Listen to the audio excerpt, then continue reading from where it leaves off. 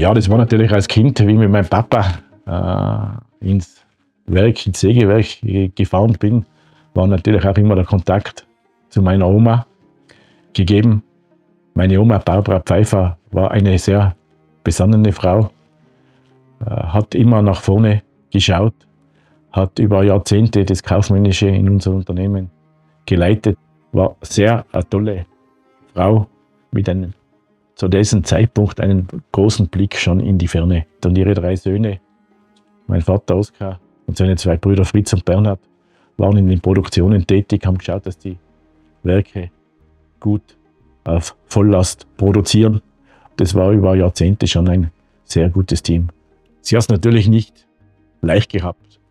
Ihr Mann ist am Ende des Zweiten Weltkrieges im Mai 1945 umgekommen. Ihr jüngster Sohn, der Bernhard Pfeiffer, hat seinen Vater nie gekannt. Der ist im November 1945 dann auf die Welt gekommen. Sie hat es natürlich nie einfach gehabt. Aber hat auch die Chance dann 1952 genützt, das gepachtete Sägewerk vom damaligen Textilbetrieb Jenny und Schindler zu kaufen.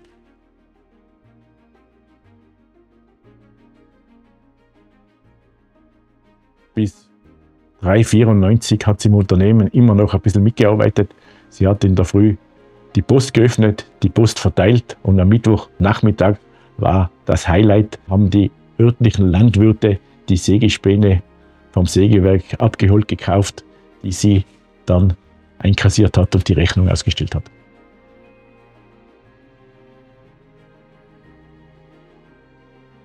Wir haben begonnen mit der Lehre des Holztechnikers 1985. Wir haben zu diesem Zeitpunkt ein kleines Sägewerk in Stams in Tirol gehabt.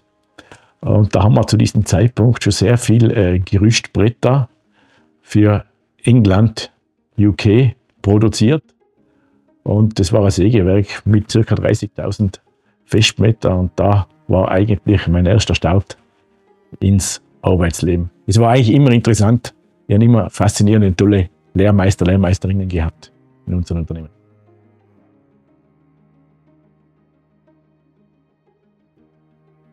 Ja, mittlerweile ist die 4. Generation schon im Unternehmen tätig, 3 Junge.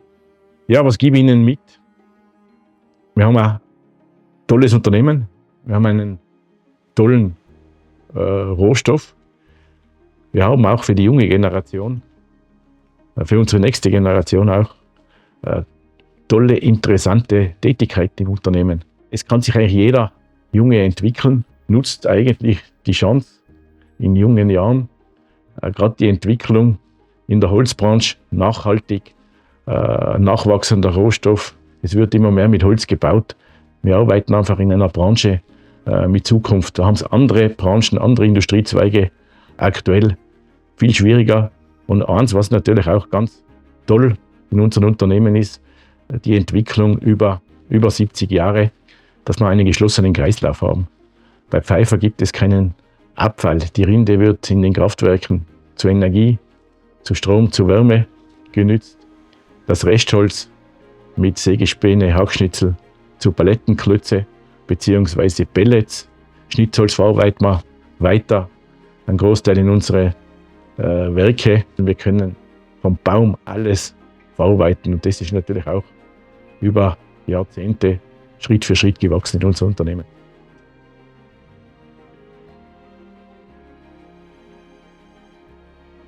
Wir haben natürlich auch sehr guten Generationswechsel Anfang 2000 im Unternehmen eingeleitet, umgesetzt. Vor allem haben wir auch die Geschäftsführung Anfang 2000 mit Ewald Franzoi, einen 3. Geschäftsführer, wie Clemens Pfeiffer und ich in die Geschäftsführung gekommen sind, mit aufgenommen. Und das war natürlich auch ganz ein wichtiger Schritt, dass man einfach auch die Führung breiter aufstellt. Und das war natürlich schon die Basis für das Wachstum Mitte der 2000er Jahre, wo wir eigentlich den großen Schritt dann gemacht haben mit der Übernahme Heckenstaller 2005, wo wir den Umsatz verdoppelt haben. Aber ganz klar, es ist natürlich schon auch in unserer Branche immer sehr spannend, herausfordernd, auch in den letzten Jahren. Und man muss einfach täglich die Themen einfach angehen und schauen, dass wir täglich auch besser werden. Wir haben ein gutes Team, eine gute Mannschaft, sind mittlerweile an 13 Standorten in 4 Ländern, wo wir produzieren. Und wir haben uns aber auch nie verzettelt mit unseren Produktionen. Wir schauen einfach vom Sägewerk über rationelle Holzprodukte und gezielt über den Fachhandel, über die Palettenindustrie oder große Holzbaukunden unsere Produkte in mittlerweile 92 Ländern zu vermarkten.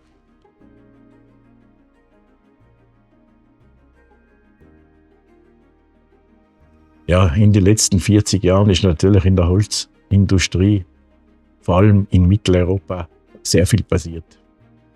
Die österreichische Holzindustrie ist eigentlich nach dem Zweiten Weltkrieg in die 50er, 60er, 70er Jahre durch Italien groß geworden.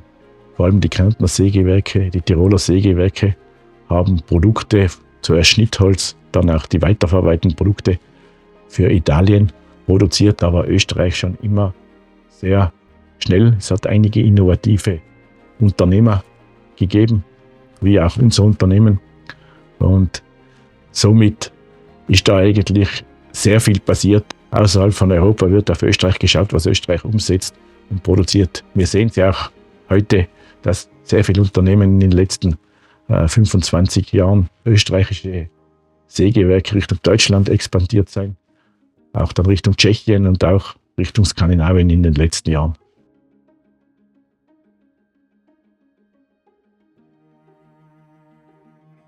Die Holzindustrie in Mitteleuropa ist in den letzten Jahren noch viel professioneller aufgestellt, kann man sagen. Auch durch die Größe. Es sind einige Unternehmen, nicht nur wir, gewachsen in den letzten Jahren. Wenn man schaut, mittlerweile der Anteil vom Holzbau in Deutschland, Österreich liegt mittlerweile bei 25%. Da waren wir vor 10 Jahren noch bei ca. 12-14%. Der Anteil wird weiter wachsen. Es wird auch die Vorfertigung vom Holzbau Richtung Industrie, Holzindustrie sich weiterentwickeln. Wir haben es auch in den letzten Jahren gesehen mit dem geschlossenen Kreislauf, wie ich schon erwähnt habe, mit den Biobrennstoffen, mit den Pellets. Auch dieser Markt wird die nächsten Jahre noch sich weiterentwickeln.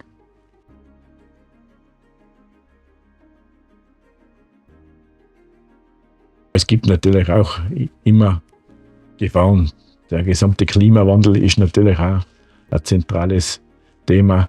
Die Rundholzversorgung ist natürlich schon ein zentrales Thema. Wir haben in den letzten Jahren viel mehr Windwürfe in kürzere Abstände gehabt, käferbefallenes Holz durch den Klimawandel. Die Holzindustrie setzt vermehrt auch andere Holzarten ein, wie Kiefer, mehr Ausbeute vom Baum, Dünnschnitt. Also es sind da schon einige Entwicklungen im Gange und wir arbeiten auch sehr eng zusammen mit den Universitäten, Uni Innsbruck, TU München, Holzforschung Austria.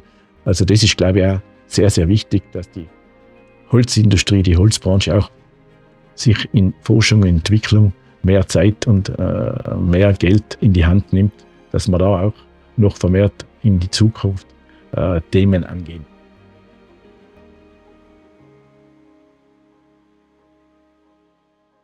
Es ist natürlich Skandinavien schon ein interessanter Standort. Wir haben uns dann für Finnland entschieden. Einmal von der Rohstoffversorgung. Finnland hat einfach eine sehr tolle Holzqualität. Wir verarbeiten bei Pölkki ca. 75% Kiefer, 25% Fichte. Skandinavien, Schweden und Finnland hat ein Riesenpotenzial.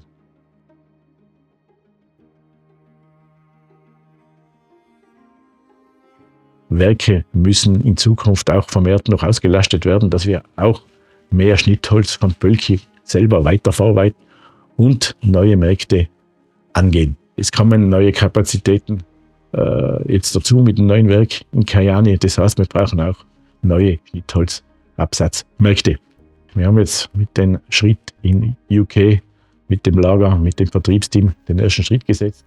Wir haben einen Mitarbeiter in der USA, der mit Anfang September gestartet hat. Und jetzt fahren wir mal diese 2 Vertriebsorganisationen hoch und dann werden wir sicher auch weitere Schritte planen und umsetzen.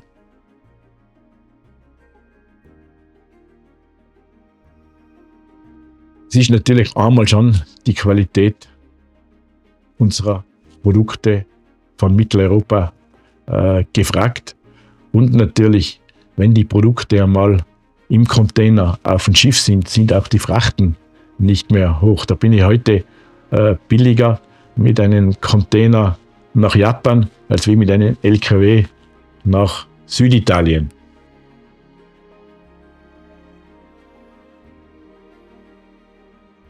Die Holzbranche ist sicher auch in den nächsten Jahren im Umbruch. Wir schauen natürlich jetzt aktuell einmal unsere Werke in Finnland dort hinzubringen, wo wir sie hinbringen müssen. Wir haben natürlich jetzt schon einige Hausaufgaben zu machen, aber mittelfristig ist sicher auch bei Pfeiffer wieder ein weiteres Wachstum geplant. Also es wird sicher auch in Zukunft das eine oder andere Werk, wo interessant ist für uns, am Markt kommen, angeboten werden. Wir werden auch in Zukunft weitere Schritte machen. Aber aktuell arbeiten wir an den Themen, unsere 13 Standorte noch produktiver, effizienter zu machen.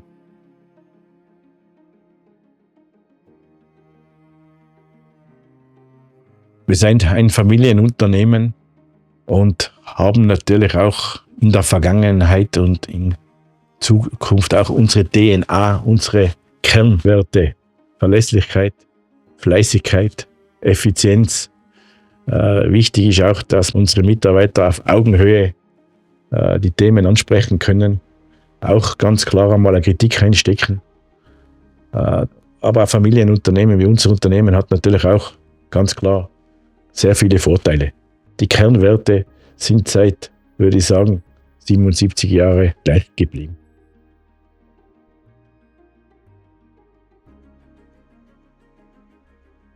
Wir sind ein Familienunternehmen und das ist natürlich, glaube ich, gerade für unsere Mitarbeiterinnen und Mitarbeiter sehr wichtig. Wir schauen einfach, dass schnelle Entscheidungen fallen, dass wir auch die Mitarbeiterinnen und Mitarbeiter bei vielen Themen mit einbinden. Ich schätze bei unseren Mitarbeiterinnen und Mitarbeitern, wir haben sehr, sehr viele motivierte Mitarbeiter, die wo sich für das Unternehmen einsetzen, die wo über Jahrzehnte schon in unseren Unternehmen sind, die wo auch sehr viel beigetragen haben für den Wachstum unseres Unternehmens. Ja, ich bin eigentlich stolz, was wir da in den letzten Jahren auch für ein gutes Team aufgebaut haben. Die Arbeitswelt verändert sich, hat sich auch verändert, wird sich weiter verändern. Wir gehen, glaube ich, auch mit den Themen ganz gut um. Wichtig ist mir einfach, dass die Mitarbeiterinnen und Mitarbeiter einfach motiviert sind, die Themen angehen, an der richtigen Stelle arbeiten. Das Thema Personal wird in Zukunft noch viel, viel wichtiger. Die starken Jahrgänge gehen Richtung Pension, die 1958, Anfang der 60er Jahre geboren sind. Wir brauchen auch viel mehr Fachkräfte in unseren Werken durch die ganze Digitalisierung, Automatisierung der Anlagen. Wir machen sehr viel fürs Personal. Ich sage auch immer zur jungen Generation, nutzt die Chance. Arbeiten muss man einfach auch in jungen Jahren.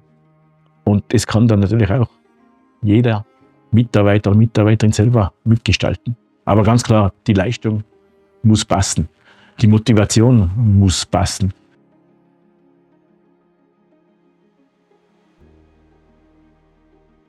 Die Herausforderung der Fachkräfte ist aktuell ganz klar gegeben und wird in Zukunft sich weiter zuspitzen. Wir brauchen mittlerweile mehr Fachkräfte, weil einfach die Anlagen automatisierter, digitalisierter sind. Wir haben vor Jahren ca. 80% Anlagenkräfte in unseren Produktionen, benötigt 20 Fachkräfte. Mittlerweile brauchen wir ca. 40% Fachkräfte, Elektroniker, Schlosser, Mechaniker.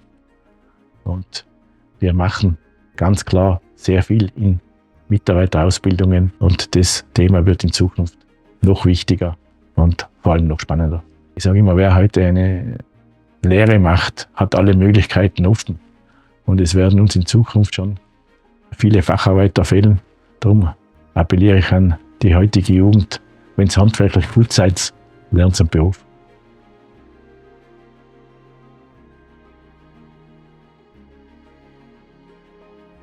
Ja, es war 2018 unsere 70-Jahr-Feier hier in Imst, wo wir vor allem unsere Senioren nochmal auf die Bühne gebeten haben, wo auch die gesamte Firmengeschichte da nochmal erwähnt haben.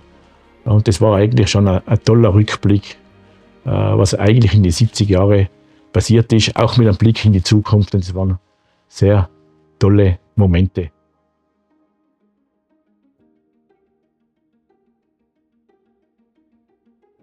Es hat ja Pfeiffer auch Skilifte betrieben, von 1969 bis 1988 in Ehrwald. Früher hat man im Sägewerk im Winter, wenn das Holz gefroren war, nicht arbeiten können.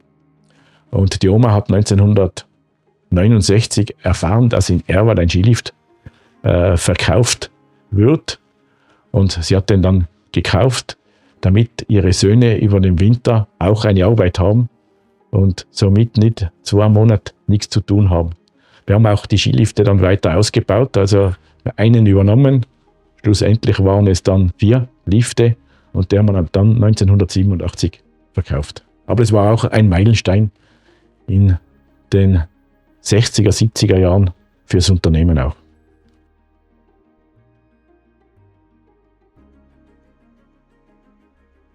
Wir arbeiten in einer tollen Branche, eine Branche mit Zukunft. Nutzt die Möglichkeiten bei Pfeiffer, bring Einsatz, Fleiß, dann wird jeder Mitarbeiter, Mitarbeiterin seinen Weg bei Pfeiffer machen.